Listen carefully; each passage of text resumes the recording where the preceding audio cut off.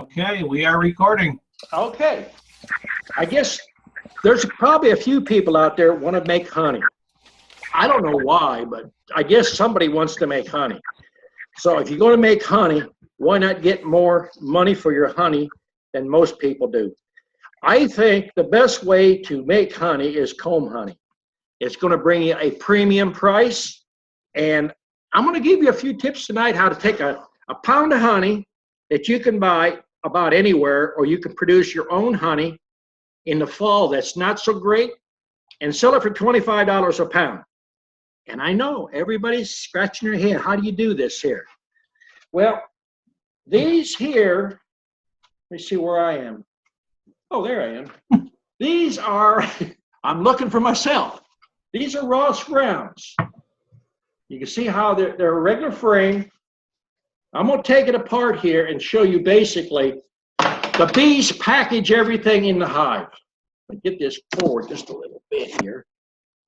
The bees actually put them into frames. These are your rings, and they go in like this. And you slightly turn them, and they lock in place. This one here, get it turned there. It locks in place. And then at the top here, you have a locking tab. I'm only pulling one of these rings out. These things, you wash them and you clean them up and you put new rings in. And you can either put a starter strip at the top here, or you could put a full sheet. Now you want to buy that there or make your own. If you're going to make your own, I use a 1-inch starter strip. Now when they go together, they snap just like this.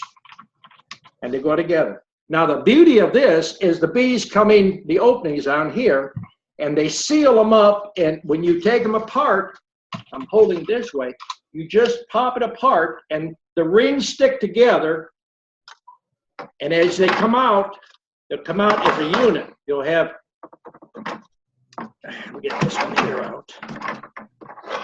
I need a third hand. This one was in the hive, and it got fossilizing there. These will go just like this. That's what your packaging will look like. That's how they'll come out of the hive. They'll pop out just like that. You'll have your wax that continues straight across here. You just take a knife and you trim it up like this. You snap a lid on this side, snap a lid on this side. And if you can see at the top, there's little locking nuts. When that lid goes on, you give it a quarter turn and it snaps in place. Then you take a pressure-sensitive label and you put it around here just like that. Now these is the best way to make comb honey. There's about 6 different manufacturers that make some. This is the best. This is a super that was cut down. It's 4 5/8 high. You modified at the bottom there. See, I build it out right here. There's a piece of 3/4 in there and a piece of 1/2 inch on each end. Now, as you can see, there's 5 frames in there. There's 4 units in each of these here. Now, here's the whole trick about that. You're buying honey. You put this, you notice this is a 5-frame box. And everybody out there's got a 10-frame box and they said, I can't make Ross rounds. You see it here. It's a 5-frame box. You take that 5-frame box, that's $200. You put a deep at the bottom. You put a medium over the top of the deep. You put 2 of these on. You put a hive top feeder on, and you dump 2 gallons of honey in there. The first thing they're going to do is move the honey down. They're going to make a big bunch of brood. They're going to bring some up into that medium box, and they're going to make comb honey.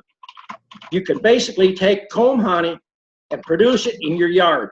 I live at the edge of the mountains in North Georgia. I produce orange blossom honey out there that way. You can buy a barrel of honey anywhere from about $1.70 to $2.20. Then you turn around, you can sell it for $25. Each of these circles wholesale is $9.50 to $12.50.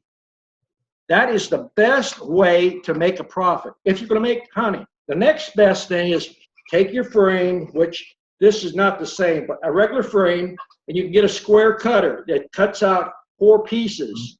Now, the only drawback with that is you put them in a clamshell box or the plastic boxes, and if you're selling them at a retail place, the grocer doesn't like them because they kind of weep out on you.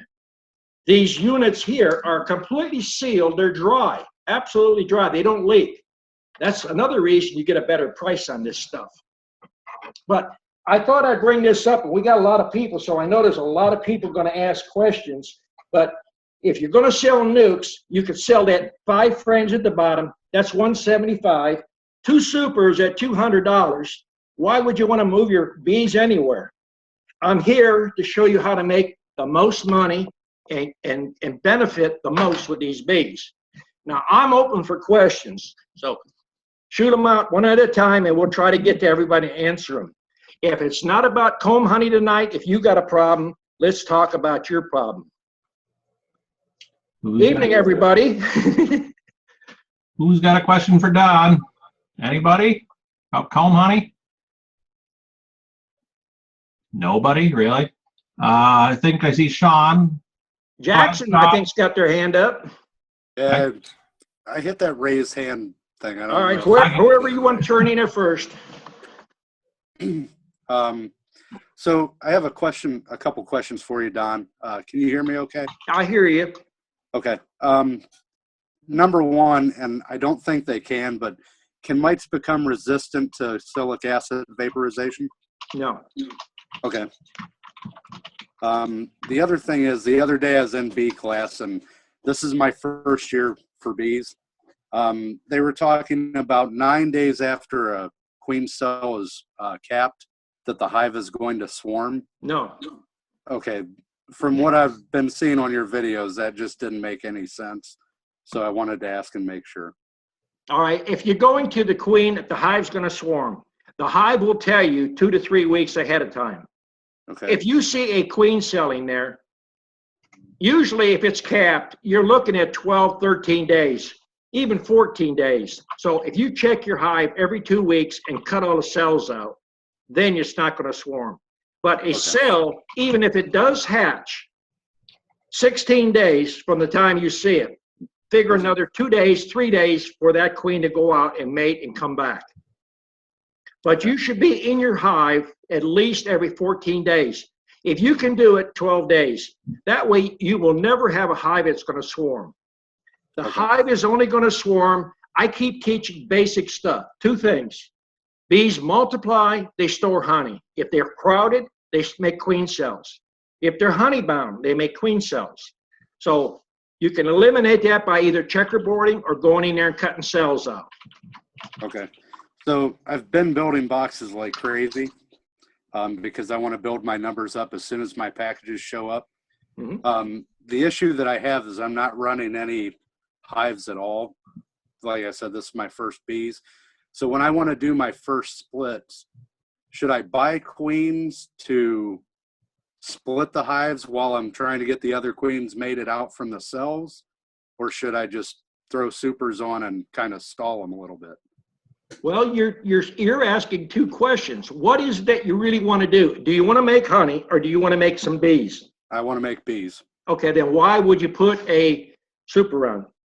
Just to kind of stall the see, there you go, stall. But what you said is you want to make hives. And Right. what I just got done saying is if they get crowded or if they get honey bound, they make cells. Correct. Isn't that the simplest thing at that point to go through there, put another framing, a foundation, cut the cells out. 1 frame could make you 15 splits. Right. If you got a 5-frame nuke that you start a packaging, you got at least 3 frames in there. If you're putting a feed to them, even if you got a honey flow, you're going to make crazy numbers. I mean, when I start to tell numbers to people, they won't believe me. Joe can tell you, listening to what I've done and what he's done up there, he's doing basically what I'm doing. They do those 2 things. Forget what anybody tells you. Multiply, store honey. If they don't do either one, they swarm. You keep giving them room, they're not going to swarm.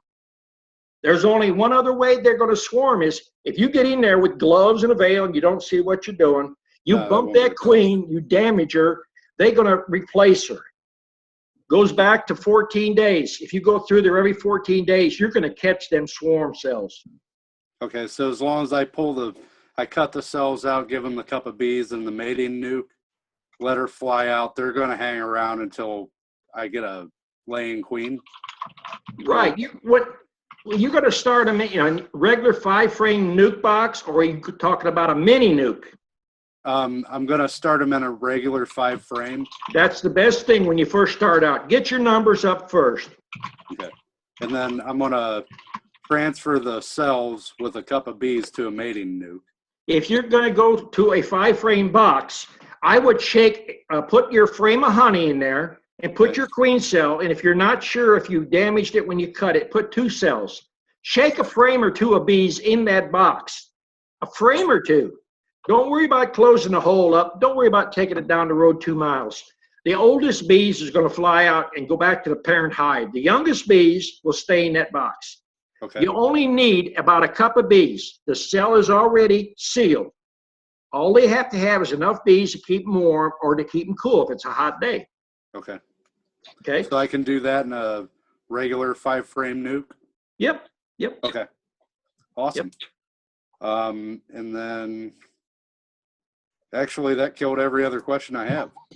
So thank you very much. Okay. Charles can't get his audio to work. He wants to know if you should dip those Ross rounds in bleach in between uses. I like to do a bleach between whatever I do from fall to spring when I set up. Now, the frames are plastic. I'm not a big advocate of plastic, but you're stuck. So you got to give a little and take a little. You're not raising brooding here, and if you're doing it the way I'm doing it, you can turn these things pretty quick. And a person with 5 hives can make $1,000 real easy. If I can do it on a 5-frame hive, you certainly should be able to do it on an 8-frame. And if you got a 10-frame, think ahead a little bit. I would cut them down because you're going to get older, the box is going to get heavier, and if you've been in it 2 or 3 years, you know on a 10-frame box, they're not working those outside frames. So you've got to reverse the frames. So the bees are telling you they don't want that big box. Okay. Bryant had a question, I believe, next. Go ahead, Bryant. Yeah, after watching your video last year, I bought those Ross rounds, but I'm ready to go this year with them. I hope they're going to work. Does tonight what I've done, does that help you any? Yeah. Good. Well, I'm here all the time. Now, I have got the plans up on a actual video, and everything is marked out on the last video I posted. Now, Elizareth you can either email him if you want a video type of this. It actually has all the measurements step by step. He can send you the link to that, and you can pay him. I guess we can sell them for $2.99. And when we get a cut plan where you get a cut list and all the things laid out on paper and then as a download, we will sell that later, but we're working on that. But the people that see the new feeder, I've got the plans up right now. They're on YouTube, and you get with Elizareth, he gets you the plan or the link for it. Okay. Is that it, Bryant? That's it. Okay. Joseph Millwood was next. Go ahead, Joseph. Hey, I was just wanting to clarify on making the Ross rounds. You said you're buying a barrel of honey and refeeding it. You're doing that in a top feeder? Yes. Well, you don't have to buy a barrel. If you want to make a bunch of money, you can buy the honey, even if you're paying $2.25 a pound for it. And if you can make $25 on it, you're doing good. And you're not leaving your yard. You're not risking nothing. They're in that hive of demand then, from what you've seen? Pardon me? So they're in that hive of demand from what you've seen? There is a very big demand.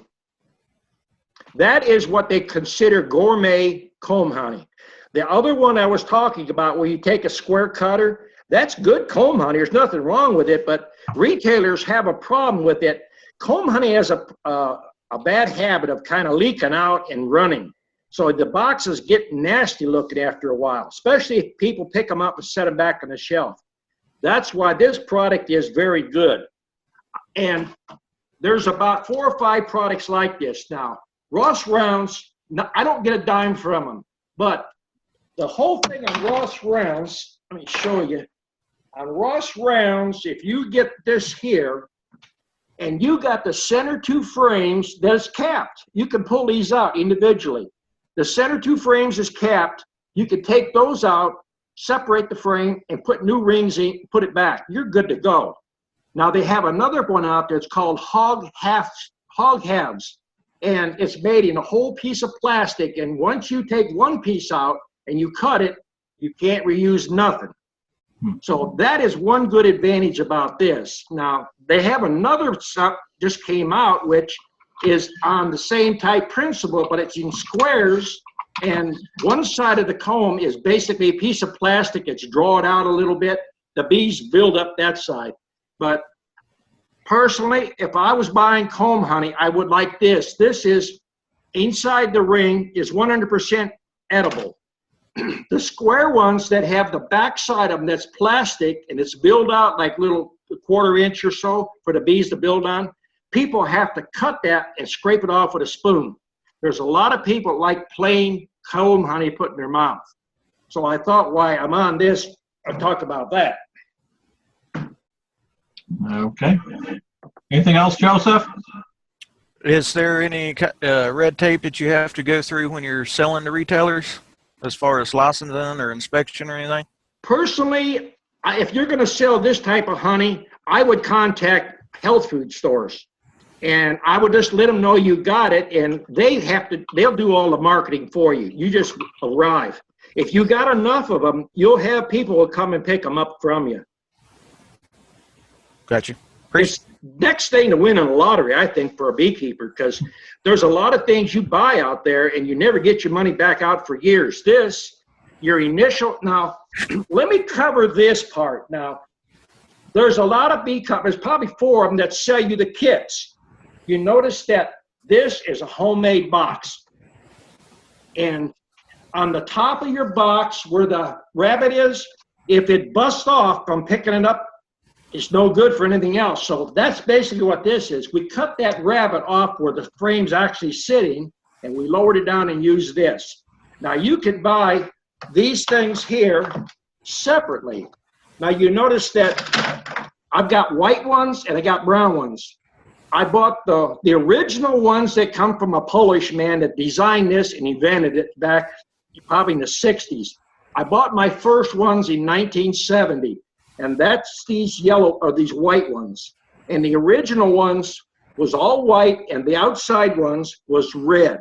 That was the original ones. And then Lloyd Spear bought out that old fella there, and he made them all into brown now. But you can buy these things in bulk. That's the cheapest way to go. The supers on the 10 frame, the last I looked at them, they was like $60 a super. You don't need the wood. You can use your own wood. Just put a piece of plywood in the bottom and buy these things individual. They sell them by the cases. I think there's 10 supers in a box that come that way. There's enough frames for 10 supers. What kind of time frame did they draw those out? Actually, on the 5 frame boxes, I can get 2 supers drawn out in about 9 days. The whole thing about beekeeping, people don't understand. Healthy bees work. First thing you want to do in the spring and the fall is treat with nosema. And we use tea tree oil. We don't put tylosin or terramycin in hive. We don't do that at all. Tea tree is a natural antifungal, antibacterial. If your bees is healthy, a package of bees will draw these things out and make them. Usually takes 2 weeks, they'll draw it out in a package. Now, if Wade was in here, he's not going to lie to you. He's a preacher. He'll tell you. He's working on them. That's all I got right now. Thanks for Okay. that. Okay, Ro had a question next. Go ahead, Ro. Well, you partially answered it. I was curious about the different colors, but the ring that comes out, that part is part of the retail packaging, and you have to replace that, and then you keep the rest. Is that how it works? The brown piece here is, you'll keep that. The only things you keep replacing is the rings. and they have a clear plastic lid, and they have what they call opaque, which looks like a frosted piece of plastic. If I was to ever tell people, I would get the clear ones, because there's nothing more appealing than pretty white comb. There he is. There's Wade. Hey, Wade, look, see? The foundation, is that you're just using brood foundation in there, or do you use something thinner? Well, if you're just starting out, I mean, you could buy 10 sheets, 20 sheets from any of your bee supply houses. If you want to use a full sheet, you could. I make mine real thin with my own wax mill. So we run, on the last few years, a 1-inch strip. Just enough. Basically, the 1-inch stripping here, all it's going to do is give them a guide to work on. If you put it, without the strip, sometimes they want to make the comb a little cockeyed. It's not as good for resale. So that stripping here, it draws it straight. As cheap as it is, put a whole sheet in and experiment later. The surplus, I'm talking about the thickness though, the surplus foundation that's thinner, is that necessary to make it more edible or more soft or whatever, or is it okay just to use the foundation you normally use? Well, I mean, if you look at the foundation you normally use and compare it in feel, thickness-wise, the medium brood and the other foundation is too thick, and if you're eating comb honey, it's too chewy. So Okay. that's why you want to go, if you let them put the starter stripping there and let them draw it down, they'll make it thin. Okay. All right, that's all I have. Thank you. Okay. Okay, Tim had a question next. Go ahead, Tim. Yes. Where do I buy supplies and the cases that you sell them in and everything if I was to go with the Ross rounds? Well, Brushy Mountain sells them, and I'm not sure. I think Man Lake might sell them. Kelly, I bought mine so far ago that if you take care of them, they last you. All these white ones that I've got, I bought them in 1970 or 72. What about the containers to sell them in? The containers you sell it in? Yeah, where do I get that supply at? These are the containers right here. These Okay. come, basically there's 400 of these in a packet, and then they sell the lids 400 to a packet. Then they sell they're called pressure sensitive labels, which they basically put them on and you just put your finger around and they just stick right to it. And the new one's got all that nutritional information on there. So if you want to be cheap, you can say these things or tell people to bring them back, but they're so cheap it ain't worth it. I mean, you got 23 cents, I think, in packaging, counting the rings and the lids. You can make the labels yourself on a computer. So for a product that you're going to spend, these things hold 8 ounces. So 2 of these, that makes a pound. And if you're selling them for $25 a pound, I'm sure you can afford $1 or $2. I know Wade thinks I don't. Where's the most inexpensive place to buy those supplies? Man Lake probably sells them. Brushy Mountain sells them. Okay. Buy them in bulk. Don't buy a kit, because in that kit, you're basically buying a wood box and you're Wade's buying got the one there. parts. He's showing. Pardon me? Wade's got one. He's showing off there. See, actually, Stephen made that. Tell him the problem with that now, and this is important when Wade tells you. It smells like smoked honey. Do not smoke the bees so much. Brush them off because the smell will stay in them. That's why I can't sell these. Because they smell like smoke. Well, barbecued honey is the thing. Hey. No, but it's really nice. I mean, it really works good if you want to sell smoked honey. Wade's had these for a while. Stephen probably pulled these out. What do you pull them in May? April, May? Yeah, I've had them in the freezer. Now show a close-up of that. This is what I'm trying to say. They're not leaking. They perfectly dry. No. Yep. That is the appeal in these health food stores. Once you put that lid on, there's none of that leaking. When you cut comb, it weeps out of the sides of it, and the retailers don't like it. This doesn't. Okay, thank you. Okay, nobody else has their hand rose. Who's got a I thought question? everybody had a question tonight. Lots of spectators. All spectators tonight? Oh, hang on. Pat's got a question. Go ahead, Pat. Hi, guys. The Ross rounds, I missed the very first part where you were talking about what kind of foundation you use on those. Could you The foundation for these here, you can buy what they call thin surplus. It's rated about 22, 27 sheets to the pound. You can almost see through it. I make my own foundation, and actually, you can do it if you look at the videos I make on flat sheets. Just dip it and bring your temperature, your wax up to about 194. Get your board good and wet. Dip it about a second or two and just lift it out. That thing, you can see through it. And then put it in cool water. It'll fall right off. And then we use a pizza cutter. Okay. I sell cut comb out of my top bar hives. They sell it as chunk honey. Mm-hmm. And I can't make enough. So I'm really going to try these Ross rounds. I think that's going to be an easier way to market it. This stuff here, if somebody finds out that sells honey and knows you're producing it, they'll knock your door down for it. Well, just with what I'm producing already, I've got plenty of people driving up because they heard somebody say that we had it. How much are you getting a pound for it? Right now, about probably $18. These, we're running about $25 a pound. Mm-hmm. Now, you can do specialty honey in there and get your price up a little higher even. So now, how would you do that? What is specialty honey? Well, specialty honey, I teach a lot about beekeeping here. Specialty honey is basically based on bloom by itself. We pull our honey, and most people will shake their head. We pull our honey every 5 to 10 days. Mm-hmm. We got a frame that's in a super and it's capped. We pull it. If we're running red maples, as soon as this is capped, we go through all the hives, pull everything that's capped. It comes off as red maple. The kudzu, people don't like kudzu. I get $35 a quart for it because it's specialty honey. I sell it as Smurfberry because it's blue. It's blue cool. honey. Tastes like grapes. Well, we've got cotton here, and cotton honey sells at a better. Yeah, cotton honey is good honey. Very good honey, but it's later in the season. So, yeah, I like that idea. I haven't tried the Ross rounds, but definitely going to try them. There's the reason I'm trying to do these chats. There's so much information out there. We could spend 2 chats just doing this stuff.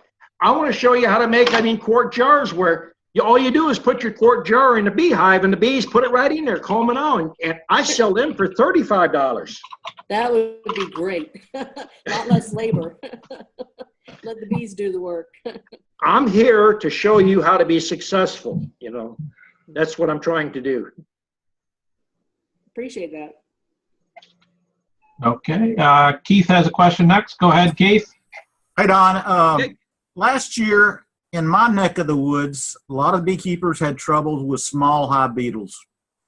Is there anything you can do underneath your hive on the ground or diatomaceous earth? I've heard salt sprinkled on the ground helps. I'll tell you, number one thing most people don't want to listen to is basically manipulation of the hive. Getting that hive, right now, as soon as you got good weather, do a change out, which means put the original hive on the ground or a box, put a new hive in its place, frame by frame, go through it. Right now, you get rid of all that stuff from the winter. Any debris in there, beetles, wax moth eggs, any of that stuff. That's important. The next thing is maintenance of the hive. Joe May had hive beetles last year. He come down here, and everybody will tell you, a hive that's strong, you don't have beetles in it. Well, you tell me in a 5-frame box with 1 frame or 2 frames how strong that hive is. And we have people come here and look in these hives. We might find 1, 2, or 3. We take action right then. You're going to have beetles. You have to maintain them. If you put oil in a hive, I think you just attract them. That's my belief. I think if you got fire ants, leave the fire ants alone. Anything that's protein hits the ground, they take care of it. Okay, thanks. Where's Sean? Sean's here somewhere. Where'd he go? There he is. I see it. Go ahead, John. Hey, Don. For foundation, since I don't have that many hives, obviously I don't have a wax mill. Is that going to be okay for the first year? You know, just roll through with smooth wax for foundation, or how would you do it? If you're going to buy wax from just about any supplier, you got to assume that it's going to have a percentage of chemical in it, unless you're redoing your own wax. The best thing I could suggest would be take your sheets, buy it unwired, cut it in starter strips, use the minimal amount. Okay. And then change your comb out. 3 years should be about max on your combs. The little things add up at the end of the year. People don't like to pull wax out. I've had people here and tell me that they didn't change wax in 10, 15 years. And it's black, blue black. It accumulates a lot of trash in there and chemical. Okay. What number of hives would you suggest to buy your own wax mill? Well, if you want to do this as a living, I mean, the quicker you buy one, the more money you're saving. But if you got 50 hives, I think you can pretty much support it.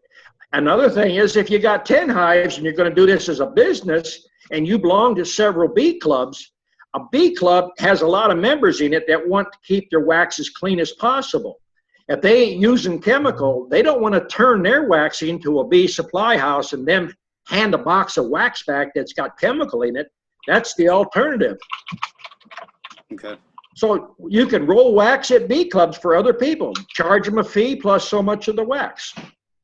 Okay. Sounds good. Thank you. Okay. I don't see anybody else. I see Jackson's got her hand up and her daughter's jumping up and down. She must have a question she wants to ask.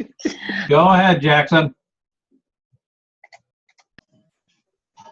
Can you hear us? Yep, we got you now. All righty. Well, first we want to introduce ourselves. We're new to the chat. My name's Trency Jackson. This is my daughter, Shay, and we've joined Don's bee class this week. We're excited about that. We're excited about having some bees. So we've got a couple of questions. Hope it's all right to get off topic a little bit. First of all, do you have a generic treatment plan that you kind of go by, that you know you're going to start in the spring, you know for a fact you're going to treat at certain intervals? Well, do some preventative type treatments. Basic stuff is maintenance. Cleaning a hive out is the best thing you can do. Changing foundation. Now, you're just starting out, so you don't have a problem with old wax and old equipment. If you're just starting out, don't buy anybody's used equipment. It's not worth the gamble. Buy what you can afford and spread it as fast as you can. Joe is up here and he can tell you, you can buy a small amount of packages or you can buy a small amount of nukes, and you can make as many as you can work the first year. I've had a lady in South Carolina that bought 4 nukes and went to 60 some in 90 days. Right. Joe, he probably did 160, 180, I guess, in a year, didn't you, Joe? Oh, hold on, he's muted. Go ahead, Joe. No, I'd done 135 last year, but I didn't have the boxes. If I had the boxes, I could have. Boxes is the answer. Sugar and boxes. That went to Shay's question, actually, is if you could actually turn a profit the first year. Joe, did you turn a profit the first year? No, I went pretty big guns. I probably didn't, no. But I plan on this year turning a profit. Wade, this is Miss Jackson here is the preacher's wife. Oh, is that her? Okay. She's want to know if you can turn a profit the first year. Wade, you know, he turned a profit, I think, the first year. Well, by selling honey, yeah. Well, sorry, I did. If your bees is healthy, Wade can tell you, a package will make you honey, and you can split it too. I mean, you can do either way. Yeah, absolutely. Right. Have you ever, there's several people that say you can put in fabric that's kind of similar to the dryer sheets that are unscented that will trap small hive beetle. Have you ever tried it? I bought the boxes. Steven never got around to trying it, but I don't know if it works. There's Be a lot careful. of people tell you a lot of things that work that don't try it unless you know that they're going to work. Joe has a Also, comment on that. it'll also catch bees. Yeah, I was gonna say, Wade, they caught a lot of bees on mine. It'll catch a lot of bees. And you got a chance of catching the queen. That's the Yeah. only thing.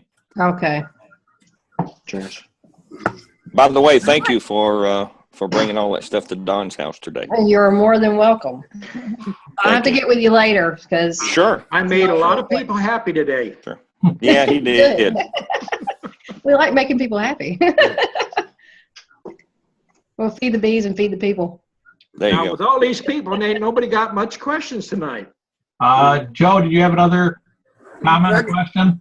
Yeah, I got a comment. Hopefully by the fall, guys, I'll have the answer on some of the chemicals in the wax. I met a biochemist at a bee meeting and actually sold him some bees, and he's going to come over to the house and check my hives out, the wax in it, and then we're going to run some of my run wax that I've cleaned up and see how much of the insecticide we actually get out of our wax running it.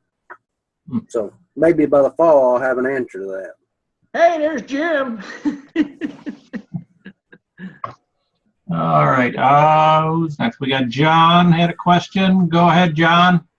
Hey, Don, what I wanted to ask you, you was talking about using the wax strips. If I was just going to use the wax strips in the brood box, would I still need to put wire in it?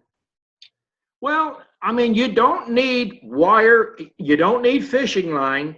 I've had people come here and I've showed them with natural drawed comb, maybe a 3/4 to a 1-inch starter strip, and take it back and extract it. But you have to have common sense. We don't have a motor on the extractor. We don't have a motor on the wax maker, the embosser. You've got to use common sense. If you go full blast, you're going to blow them out. It goes on centrifugal force. You have to turn the handle one way. When you see honey coming out, then you reverse it and you do the other side. As long as it's balanced, it's going to stay right in position. Right. So I would, more than likely, sometime or another, you're going to extract the honey out of the brood box if they get too much then. Yeah. Okay. The girl asked about the dryer sheets. It's Swiffer sheets is what you use. And I used them all last year, and I used the scented ones. It didn't seem to matter, but gosh, you catch a lot of hive beetles, and they eventually get up under the edge on top of the frames, and if you pick it up, they go running everywhere. But you can wipe them out because they really try to hide there. It catches a lot more than the small beetle hive traps. Okay. That's all I had. All right. Let's see. Joseph had a question. Go ahead, Joseph. Don, you said you refeed cheap honey to make the Ross rounds. How often do you have to refill the feeders that you're feeding them that? You said refeed cheap honey. You want to know who you're buying the honey from, or you use your own honey. Depends on how much you want to make. I try to do at least one deep soup or deep nuke box to sell, and then I try to have a medium on top to catch the field bees to restart my nuke. So I can pull two supers off in at least less than 2 weeks feeding that and turn a nuke, and then actually have enough field bees in the super, drop another queen cell in it, and I'm up and running again. So basically on a nuke, if you do the principle that I'm trying to teach, you can sell 4 nukes on that same box a month. On mediums, you can sell 5 or 6. That's awesome. How often do they empty the feeders you're feeding them the other honey with, though? It depends on if there's a honey flow, what type of honey. I mean, there's a lot of little tricks to all this stuff. We try to put the honey on early in the morning, and usually they'll pull it good until around noon. And usually from about 1 to 5, they're out getting, nectar. The thing is to put the honey to them as fast as you can. The excess is going to be made into comb honey. And the quicker they cap the comb honey, the better the premium price is going to be. Now, Jim is here. He's from Texas. We've got students here from probably 8 or 9 states across the United States. So my techniques is working, you know, across the board. You might have to vary a little bit, but Jim is practicing the same techniques in Texas, and he's successful. He's doing more than what people say you can do. Okay. Does that answer your question, Joseph? Yep. Yes, sir. Appreciate it. Okay. Joe has another question. Go ahead, Joe. Yeah, Don, I'm going to go back to your question. If you make a profit the first year, you definitely can make a profit the first year. The reason I didn't, I went to school, bought a wax mill, and built 300 hives. If you want to start out with 5 or 10 hives, you can definitely turn a profit. But I had a lot invested because I'm retired this year, and I want to make sure everything is ready for this year. When I tell students that you could make $2,000 to $3,000 a week, a lazy beekeeper. Now, I've got enough students in here right now, and you know, they'll tell you, they ain't gonna lie to you. You make half an effort, you make money. Well, while we're talking about making money, I get a commercial. You all these northern people up here, visit littlebitshoneybees.com. I got Nuke's packages and queens for sale. Okay. Mike and Tracy, go ahead. Yeah, we have a question on swarm traps. We're going to be putting up our swarm traps pretty soon, and we. All right, move closer to the computer so I can hear you. On swarm traps, we have used lemongrass oil in Right. the past for the lure, and this year we're thinking about switching over to a regular lure. And so we were wondering if you recommend lemongrass oil or lures. And also, when we're making our lures with dispatched queens, can you use virgin queens for that? Does she have enough pheromones going? You have to have a mated queen. Okay. And now, if you use lemongrass oil, you have to be very sparingly. I done a video on it several years ago. Take a Q-tip and dip it in the lemongrass oil. Just a second or two. Rub it around the perimeter of the box and leave the Q-tip inside the box. When people use lemongrass oil and they don't catch a swarm, it's because they put way too much on it. A little bit goes a long ways. Now, whether you put, there's people tell you put old comb in a box, that will work, but after 10 days, if you haven't caught a swarm, you've caught a lot of wax moth. If you want to put frames in a box, it'll be easier on you. It makes it easy to pull the frame out. The bees will draw the comb down. I set up swarm boxes with my oldest frames, stuff that I know I ain't going to be able to sell. You can put starter strips in there, or you can put a full sheet. You can put a starter strip 2 inches. You can leave it out there for 5 years. Wax moths will not bother it until the bees start to draw it. Once they draw on it, something about they're walking on it or whatever they do, that's when the wax moths will work on it. So there's options there. You know, have boxes. If you got 50 hives in your house, have at least 20 swarm boxes hanging in trees. So do you think the lemongrass oil works as good as a lure made from dead queens? It's about the same. You're imitating nature. Here's the whole thing. As old beekeepers, we made everything. I mean everything. And we used our old queens to get new swarms. And when you're trying to sell a dead queen for $40 and a live one for $30, people scratch their head and say, "You crazy?" So, you know. All right, great, thank you. But when you get an old dead queen, I ship them out of here in a 1 ounce bottle with half full of rubbing alcohol. And I leave them whole, and I recommend take either a pencil or a dowel rod. I thought that's what you're drinking, Joe. You want to mash the queen up. You want to extract as much of the pheromone as you can. You're not going to do no damage. It actually makes it better. Okay, great, thanks. Okay. Was that your queen lure you're drinking, Joe? I'm drinking tea. That's queen lure. Oh. Well, I'm just checking. Yeah. All right. Shane had a question. Go ahead, Shane. Yeah. You know, I see the Nuke boxes. They're dedicated Nuke boxes with the looks like the bottom is fastened permanently on. I can just make bottom boards, right? And then just put my 5-frame box on there and use that as a nuke? You can use it both ways. I have them both ways. I have them with regular bottom boards on, and I have them with a 1-inch hole, because the 1-inch hole is a little bit more secure when I'm transporting them.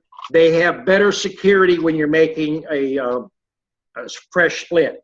Now, the disadvantage is you have to treat them with mineral oil. You have to blow it in the hole. With the bottom board, if you're going to leave them there permanently, you know, like for all summer, and you're selling nukes from them over and over, you can stick a vaporizer in the opening. That's the biggest advantage. The only other thing is it takes you a little longer to build a bottom board for it. The other one, you slap a piece of plywood or anything on the bottom. Yeah, that didn't really concern me so much. I mean, my table saw and stuff here, I can zip them out pretty quick. Yeah. Yeah. All right, I'm just curious, because I'm like, I'd hate to dedicate all the boxes I build for nukes and then not be able to use them for supers later, you know? Well, you'll never have enough boxes, so while you got time, build them. Yeah, I got a pile of them down there. If you think you're going to do 50, do 200, you probably have enough. Right. Thank you. Okay. All right, Jackson, go ahead. I was just going to say I've seen a lot of the chats where people were asking about the 2-inch strip at the top, and we had a lot of foundation that we had to cut down so that we could use the starter strips. And I have found that if you take a little straight edge and a box knife, you can score that and snap it in two. I would recommend doing them while it's warm. Next time you come over, you look at my fingers. I was doing a demonstration out here and couldn't find my pizza roller. And if you're not paying attention and you run that box cutter over the end, you're going to cut the tip of your finger off. And if you cut 2 or 3 layers off, it hurts. Yeah. If you notice when you come over, I have 2 box knives. One is a sharp one for cutting wood, the wedge bar out on putting new frames together. The other one is real dull, and the tip is worn down to prevent that cutting your finger. Mm-hmm. But if it works when you're cutting with a box knife and you snap them, that's telling me that the wax is too cold, and when you go to shoot them in with an air gun, the vibration is going to shatter that piece, and you're going to be throwing a lot of it away. The plastic foundation? No, the wood. Yeah, that's what I'm talking about, starter strips, because we have a lot of plastic foundation from trying to use it. So trying to use it up, and I've seen a lot of people comment on this. Well, they've got about 4 different varieties of the plastic stuff now. They got one, it's called Duragilt. It's got a piece of metal on each end. You probably could score that with a box knife and then snap it, but the ones that I was referring to was ones that have the imprint of the plastic that's drawn out on them. I guess it's called Pureco. You could use a table saw with a plywood blade and cut them. And you could cut them in like 2-inch strips, and that's great for shipping out nukes, because the first 2 inches is basically honey, and if they drop that box, what's going to happen is it's going to break off into honey band. Because you're never going to get old comb to ship if you're selling any nukes at all. Old comb is a year old, basically. Okay. Okay. Who else? Questions? Nobody? Come on. Yeah. Everybody gets bashful. Mike's got one. Go ahead, Mike. Yeah, Don. Yay. What is your process that you use for refining your wax? You know, when you melt it and clean your wax. The process that I use, I basically use my Hive tool and a kitchen strainer. Buy a good one that has a wire reinforcing on it. There's 5 videos up on doing processing of wax on YouTube, and that'll explain it step by step.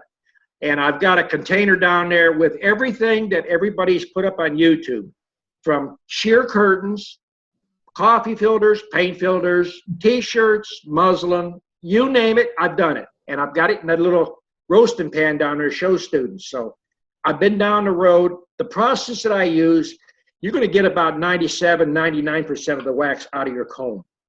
If you try other methods, you're going to lose a percentage.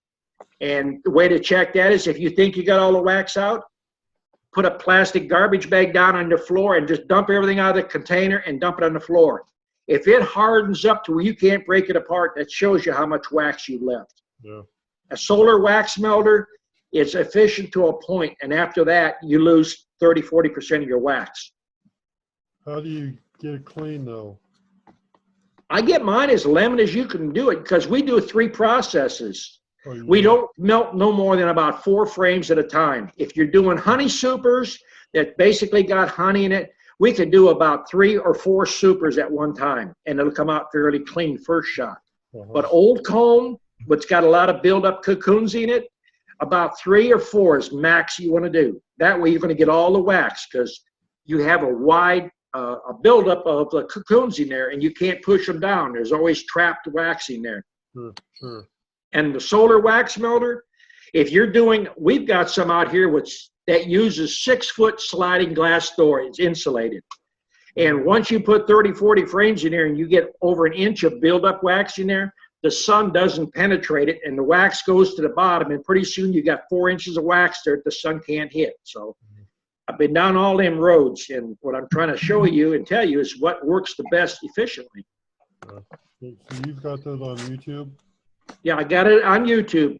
It's probably back about at least 2 years, 2.5 years back. There's 300 some you have to go through.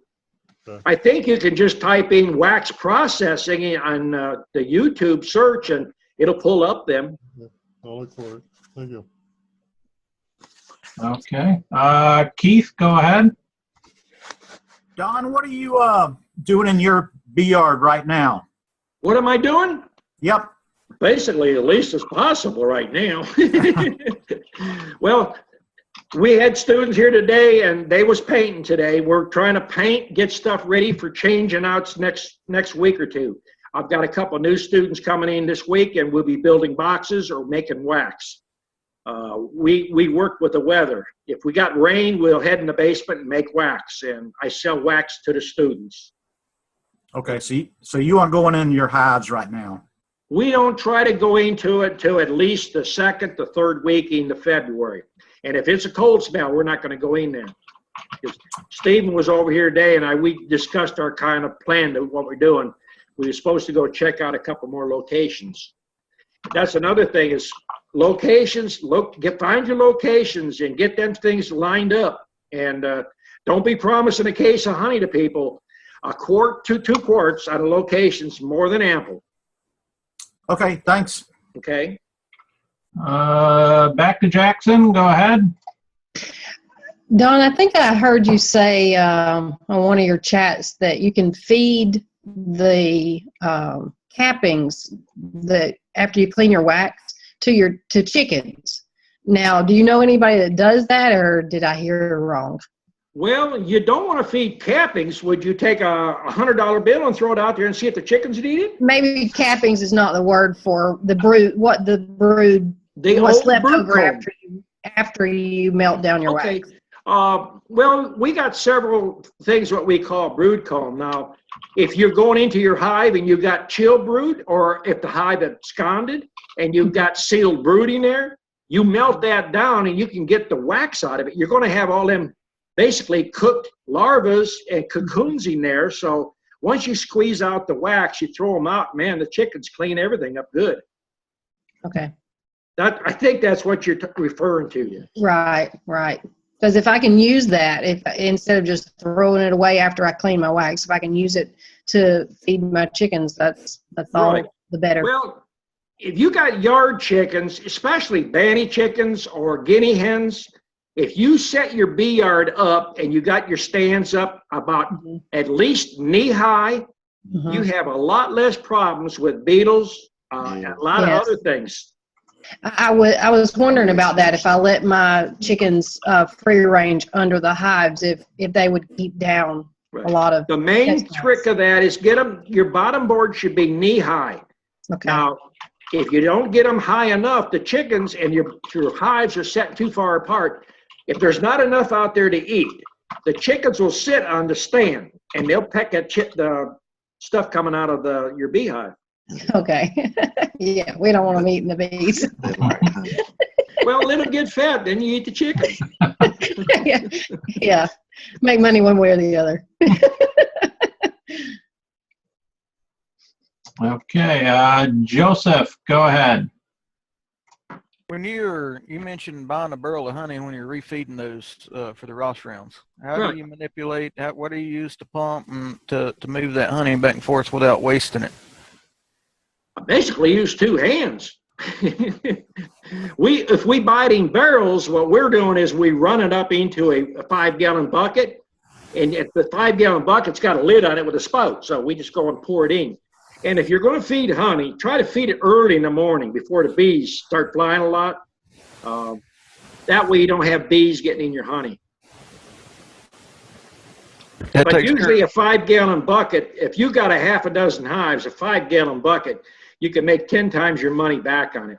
Now, there's no need to feed real good honey. If you got a market for good honey, I mean, I'm just telling you a way to take a product and make the most on both ends. Oh, it's certainly something I'm interested in. Certainly something I'm interested in trying next year. Go ahead, Al. Hi, I had a question on your 5-frame nukes. Do you prefer to use the migratory cover or the telescoping cover? And if you use the migratory cover, how do you ventilate it? Well, all the feeders, we have a vent hole in the back, plus we drill all our boxes. They have a 1-inch hole in the front of them. And as far as preference, on the 8-frame stuff, when we're moving a bunch of boxes, we like migratory, but as 80% of what I have is telescoping, because I think they just are a little bit more, they lay flatter and they're easier to lift off. And it holds the lid on better, I believe, too. Okay, and you don't use the inner cover, is that right? We done away with that 40 years ago. If you're running inner covers, I'll guarantee you're going to have ants, roaches, and hive beetles there because you create a space for them. Now, you cannot put too many ventilation holes in your box, but don't get in there and go mad wild and just look like a woodpecker hit him out, because at some time you might want to sell those boxes. One hole underneath the handhold. Always put it underneath the handhold. I have to tell people things twice. If you put it above the handhold and you forget it's there and you reach up and get a box and you don't wear gloves, you're going to get a bee on your palm of your hand. And the same thing with the feeder. When I done that video, I try to explain as much as I can remember. On the boxes, you want to put your screens, if you're going to screen them, you put the screen on the outside of the box. The reason for the outside is because when you put your frame up and down in the box, if the frame catches on that wire, you can pull it out of your fingers and drop it. And if the queen's on her, you could damage her. On a feeder, you put it on the inside. It's the opposite. Because when you lift the lid up, if that screen wire is poked out a little bit, you reach up to get the lid and you get a piece of screen wire on your fingernail. So there's a reason that I'm telling you do everything. It's not just because I'm that eccentric. All right, thank you. Okay. Okay, John, go ahead. Hey, Don. I had my hives, and tell me if this will work or not. These hives I've got here at the house, I put plastic down, 30-pound felt on top of the ground. But then I read later that the larvae on the small hive beetles would crawl 6 feet. And I've only got it run out about 2 feet in front of them. You think they'll still crawl off of that and hatch out? Do you got any fire ants over there? Yeah. I would just concentrate on don't killing fire ants. Now, I've got some students that used old chicken house metal and put it under their hives. You're always got to give and take on everything. And I think the take on what he's doing is anything that's coming out of the hive hits that metal, and on a hot day, it's going to cook it. But also, you got bees in there that have to defeat the heat that's rising off that metal. Another student uses landscape fabric with a little bit of sand and diatomaceous earth mixed in it. So you're going to have to kind of figure out which way is going to work the best for you. I have another student that has got 4x4s. I guess they're up about 24 inches off the ground, and he puts regular old grease all over them, and then he sits them in a pan of water. not water, grease, motor oil. So there's a lot of ways to combat the thing. You just have to figure out what you want to do. Now you're talking about for fire ants or small hive beetle? Small hive beetles and Okay. ants of any kind. He had a problem. He called them little sugar ants. They're little red ants. I had another one in another part of the country, had the big old black ants. So each person's going to have it a little bit different. Well, I've seen fire ants going in and out of my hives. Do they actually eat the honey, or are they just getting dead bees, or what are they after? Fire ants in your hive eating the honey? I see them on the entry board, and I'll see some go. No, I'm saying, do they eat the honey? You see them on the entrance board, but you don't see them in the hive. If you see fire ants, no, I hadn't seen them in the hive. No, because the minute you tell me you got ants in the hive, that means your hive is weak. Your queen is either dead, the hive is demoralized. They're not defending the hive. Okay, so I don't really need to worry about the fire ants then. If you got ants in a feeder, I mean, I done a video on putting cinnamon in a feeder to keep ants out. To me, nature is nature. The more you try to combat nature, you throw something else out of whack. So bees, if the hive is strong, they're going to take care of it.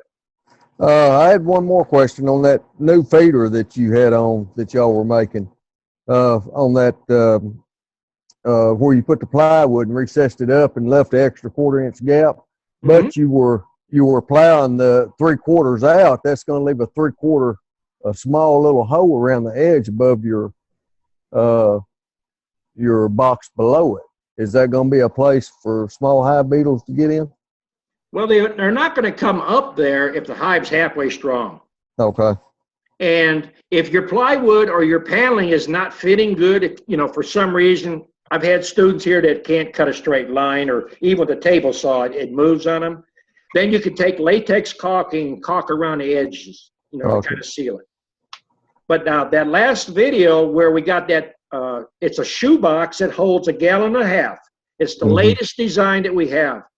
You can send an email to Eliza, and if you want to buy it, it's a video, and it completely gives you every measurement, and I turn the thing over and show you all different angles. You can do it with a skill saw. That's how simple it is. Or you can wait till we get, he's working on drawing up plans that you can read that we can do in an ebook. Hopefully this week I'll have the plans done for that. Okay. Okay, let's see. Well, Sean, go ahead. All right. For hive stands, do we need to dig post holes and set 4x4s in the ground, or no? How would you recommend doing it? The smartest thing to do, if you got Lowe's or someplace, you can buy what they call landscape timbers. That's going to be your cheapest thing. 2 cement blocks, get them level, throw 2 landscape timbers on them. That's your cheapest thing. I don't recommend digging holes, because what if you decide the location that you got, you don't like it, you want to move them 20 feet over or in the back of your yard. Have them mobile so that you could actually move everything on a minute's notice. Now you can go around where they have railroad replacement of ties. A lot of times they have ties laying along the railroad that they'll give you. You can call up the railroad company. They usually keep the ones that they got banded, but a lot of times they got broken pieces. We've used those, like 10 years ago, because you have to accumulate contacts. So over time, you get contacts for everything. We cut those things with a chainsaw and set them on the ground and set landscape timbers or 4x4s on top of it. And they're already creosoted, so they're pressure treated like they're treated. Right. You've got to work with what you got, or dig in your pocket and spend some money. Okay. And for the vent holes, would you recommend 1 inch or? I like 1 inch or 1 1/8. Those are the 2 I like. For nuke boxes, for breeding, the mini nukes, we started out with, I think at 3/4, and then we went to a 1 inch because some of ours are in open sun, and if they don't get enough ventilation, they're going to end up wanting to, swarm on you. Okay. We started out probably 15 years ago with a 1/2 inch hole, and they actually overheat too much. There's not enough ventilation. So everything is kind of trial and error. Okay. Thank you. Mm-hmm.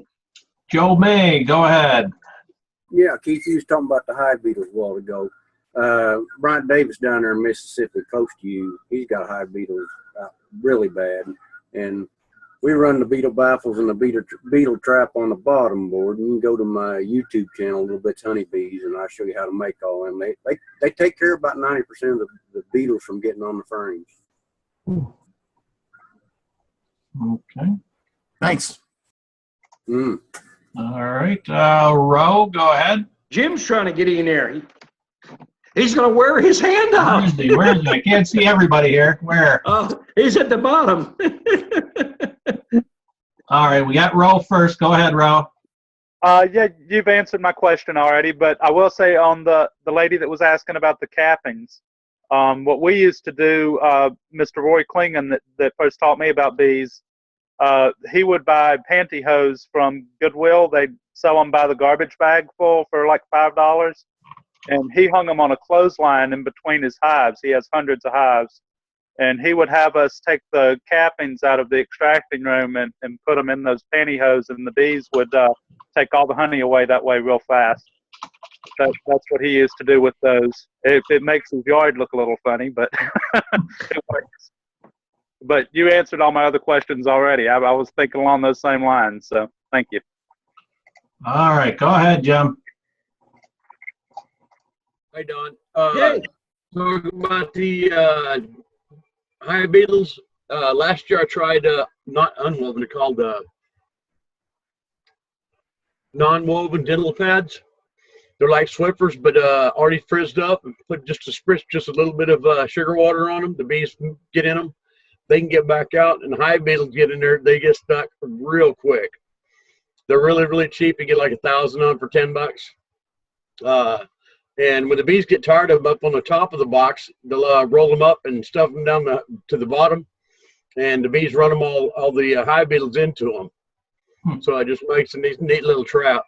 They're real easy to use, really easy to clean up. I caught like 25, 50 beetles in 2 days instead of waiting a week for the Swiffers to work.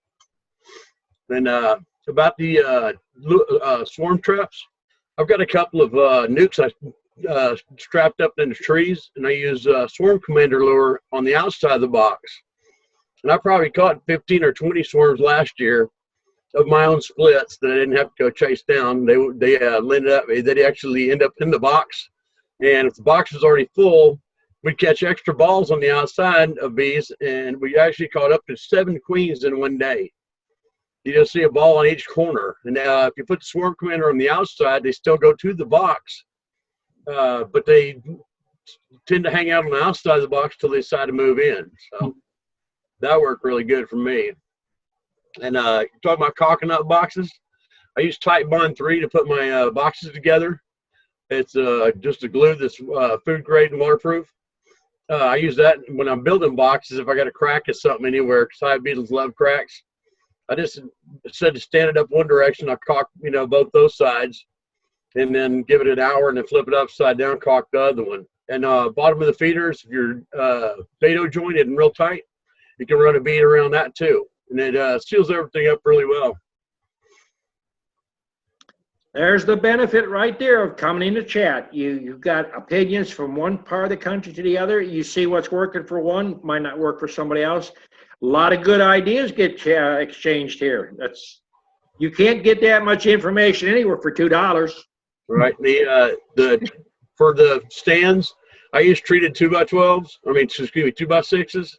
They do good on just four blocks, 2 on each end. It costs about $25 to make one, and I use what's your number, 19 inches for your blocks in between the spacing.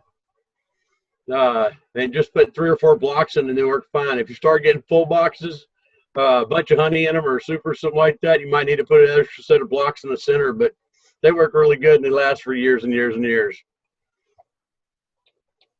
Okay, Shane, go ahead. Hey, Don. I think I remember you saying that you vent your bottom boards with a 3-inch hole. Is that correct? My bottom boards? Yes. No, we don't drill any bottom boards. Okay. No. We tried screen bottom boards, and I don't think they work for us. No, if other people want to do them, The screen bottom boards seem to do more harm than good. If you're going to make bees, you get chill in there, and if you're going to put an insert in there, you create a hive beetle and a wax moth problem. So I don't see that it had a benefit. Okay, I misunderstood something that was said in the chat at one point. So I think Joe has started drilling bottom boards out, and he's doing a beetle type trap in his. maybe that's where I heard it. Yeah, you might have heard it from Joe. That true, Joe? Yeah, I'm gonna try it this year. I mean, in the wintertime to get a little more ventilation in the winter. I had a little moisture problem this past year. I haven't tightened down too much. But I think you drill a 3-inch hole in the bottom of your feeder, don't you, Don? We got holes in the feeder in the back for ventilation. But I mean, coming up out of the hive, though, you've got a big hole in the bottom, ain't you? Your feeder? No. No, there's a hole in the bottom of the feeder at the front for the bees to come up. That's all channeled up into where they come up to get the feed. Yeah. And there's no other hole in it other than the vent hole in the back. Well, I cut a 2-inch hole in the bottom of the feeders also with wire on it to vent up there. But I have a lot of moisture here. I have a moisture problem.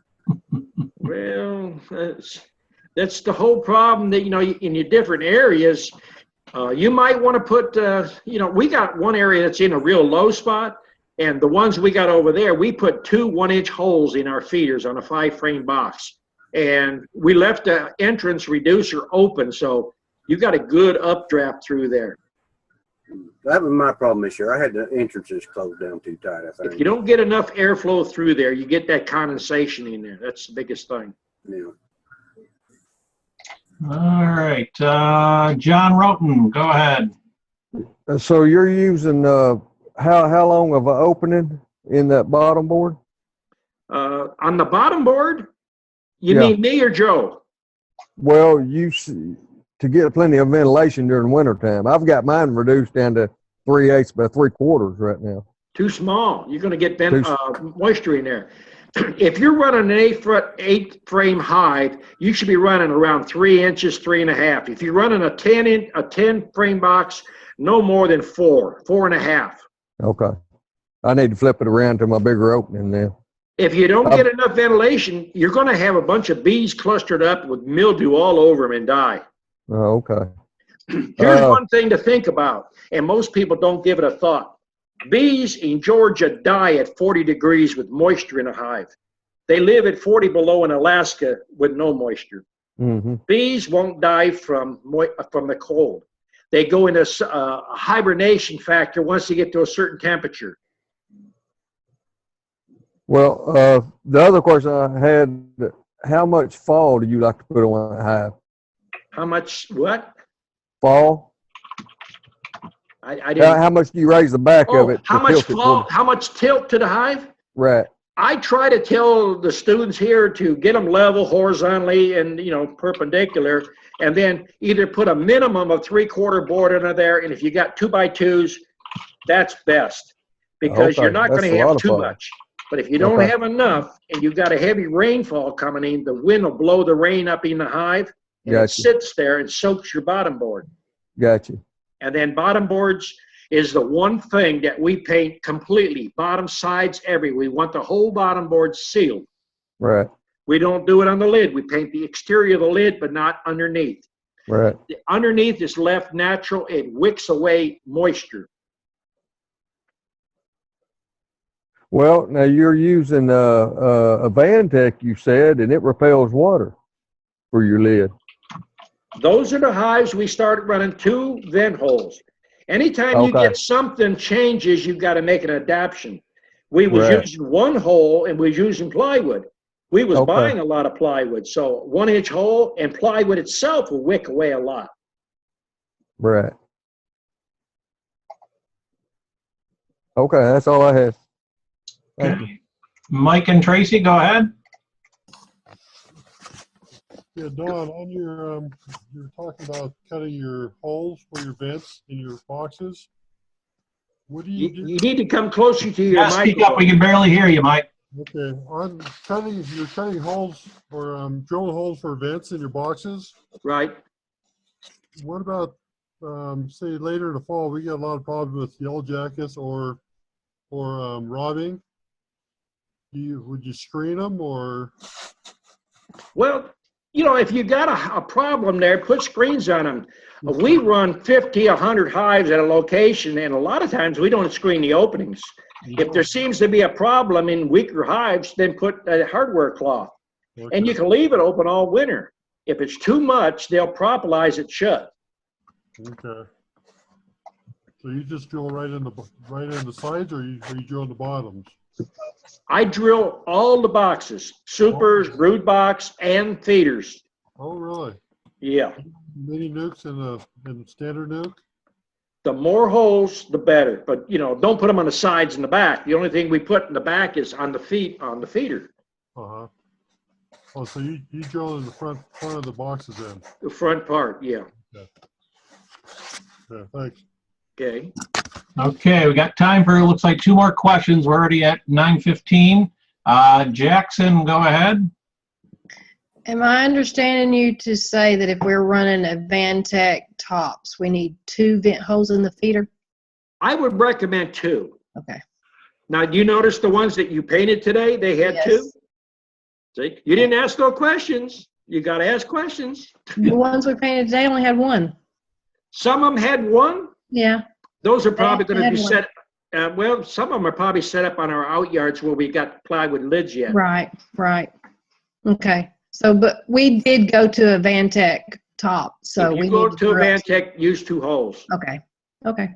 Mm-hmm. On the same end, right? Just 2 beside themselves. Well, you can space them out. That way you get better ventilation. You don't want to put them side by side real close because you damage the structure. And if you go pick it up and drop it or something, it could crack on you. Right. Okay. Mm-hmm.